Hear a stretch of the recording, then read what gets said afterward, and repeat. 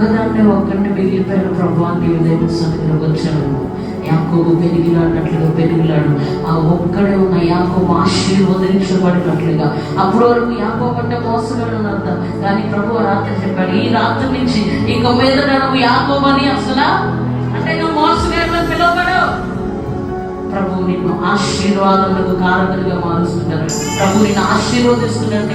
ఆ రాత్రి యాకోబు యొక్క చరిత్రను, నామాన్ని మార్చాడు. ఈరోజు బంధువులందరిలో నువ్వు ఒకడే మిగిలిపోయావేమో. ఒంటరైపోయాను ప్రభు.